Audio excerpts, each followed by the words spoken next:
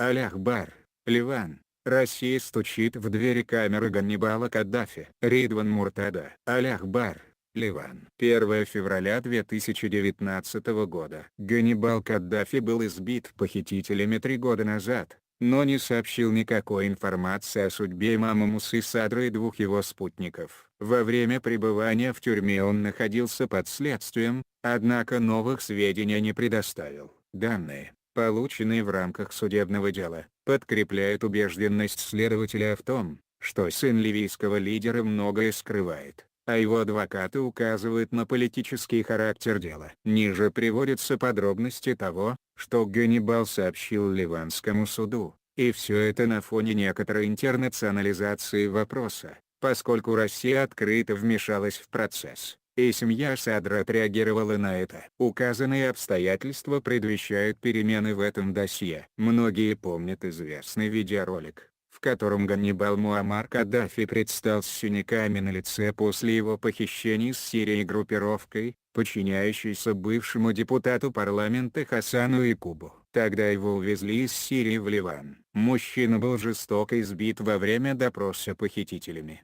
но, как это ни парадоксально, не сообщил никакой информации о судьбе имама Мусы Садра и 2 его спутников. Каддафи, который был объявлен в розыск на международном уровне, был передан в информационный отдел сил внутренней безопасности. В то время, 3 года назад, семья имама Садра попросила, чтобы ее заслушали в качестве свидетеля, прежде чем вынести Ганнибалу обвинение в сокрытии информации, а также участии в похищении в тот день, когда ему еще не было и 3 лет. Что такого Каддафи рассказал следственному судье Захиру Хамади на первом слушании в рамках этого дела, из-за чего судья посчитал, что существует информация, которую он скрывает. По данным источников, осведомленных о ходе расследования, Каддафи сказал, Муса Садра и его спутники не покидали Ливию. Тот, кто втянул Ливию в эту проблему, это Абдель Салем Джалут. Мой отец несет гражданскую ответственность за компенсации, а Джалут – уголовную ответственность. Это заявление и дало основание следователю усомниться,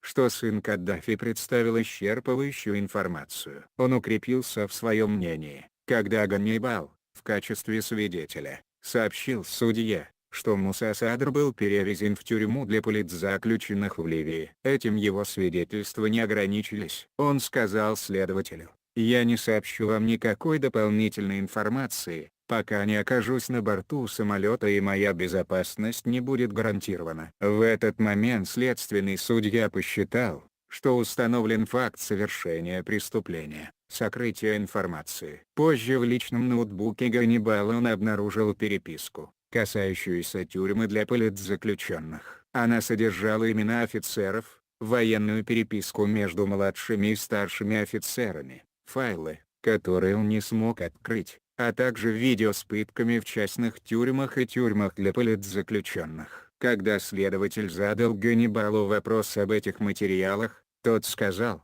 что отвечал за тюрьмы для политзаключенных, однако на последующих заседаниях отказался от своих слов и заявил, что его убитый брат Мутазим Билла отвечал за национальную безопасность, и офицер под его командованием сообщил ему информацию о Садре. Судья спросил Ганнибала: «Ваш брат Саиф аль-Ислам собирался приехать в Ливан, чтобы обсудить вопрос о компенсации и тем самым закрыть дело после того, как стала известна судьба? Он вам ничего не рассказал?» Каддафи ответил, что относится к своему старшему брату Саифу аль-Исламу, как к отцу, целовал ему руку, и поэтому даже не смеет спрашивать его о чем-либо. Следователь также спросил Ганнибала об Ахмаде Каддафи и Аддаме, который выступил в качестве свидетеля, чтобы закрыть дело, на что тот сказал, что ничего не знает и его семья не хотела обсуждать с ним этот вопрос, так как его жена – ливанка. Следователь не поверил в правдивость этого заявления и посчитал,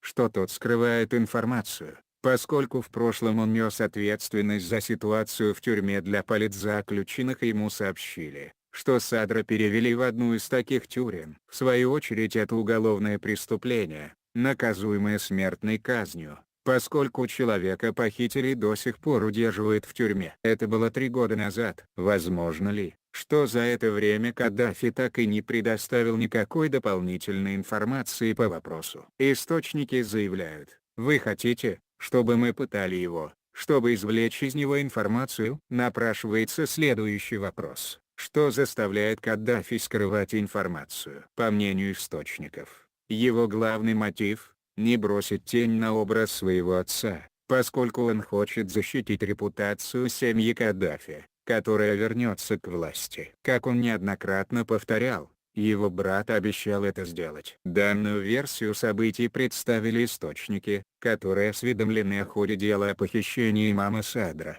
чтобы устранить подозрения в несправедливости ареста Каддафи. Однако те же источники обвиняют министра юстиции Салима Джрейсати в том, что он является одной из заинтересованных сторон процесса, а не судьей. Так, источники упоминают о визите ливийской делегации в Министерство юстиции, за которым последовало назначение адвоката Сахра Аль-Хашима в качестве защитника Ганнибала. Кроме того, это сопровождалось привлечением средств массовой информации во время передачи дела в суд. Упомянутые источники отметили, что если бы намерения министра юстиции были прозрачными, он бы передал дело на рассмотрение суда тайно, без привлечения внимания СМИ. Примечательно, что Бери выразил свое недовольство во время визита к нему делегации от Высшего судебного совета. Мнения наблюдателей относительно ареста Ганнибала Каддафи в Ливане разделились. В то время как одни полагают, что арест имеет законный характер, другие утверждают, что задержание политически мотивировано. Этот спор усугубляется решением министра юстиции передать дело в суд для того, чтобы обеспечить отсутствие каких-либо нарушений. С другой стороны,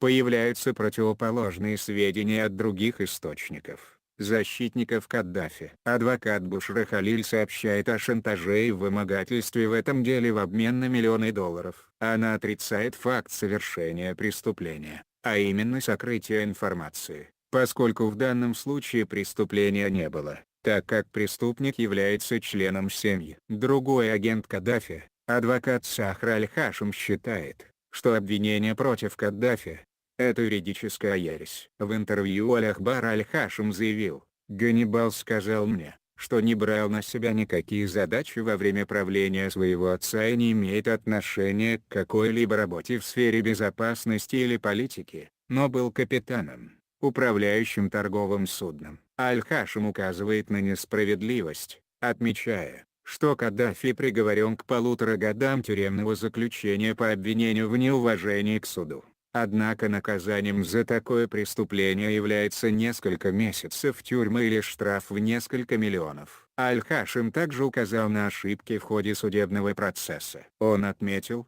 что ему пришлось отказаться от защиты Каддафи, чтобы не стать лжесвидетелем, поскольку его не задержали, а арестовали. «Я ничего не мог для него сделать», — признался адвокат. Аль-Хашим поясняет, что следственный судья не руководствуется сроком давности преступления при вынесении обвинительного приговора в ответ на убийство 4 судей, совершенное в 2000 году, в то время как следственный судья Пьер Франсис вынес свой приговор в прошлом году, через 18 лет. По словам судьи, заявление министра юстиции пришло с опозданием, хотя он давно должен был рассмотреть это дело. Дело Каддафи имеет ярко выраженный политический характер. Нет силы, способной освободить Каддафи из тюрьмы, кроме политики, которая его туда поместила, считает Аль-Хашим. Таким образом, Ганнибал Каддафи останется в тюрьме, если политическое посредничество не преуспеет в его освобождении или ливийские власти не предпримут шаги, чтобы раскрыть дело об исчезновении имама и 2 его спутников. В противном случае на горизонте нет даже проблеска надежды. Разногласия между семьей Садра и Россией. Заместитель министра иностранных дел России Михаил Богданов заявил,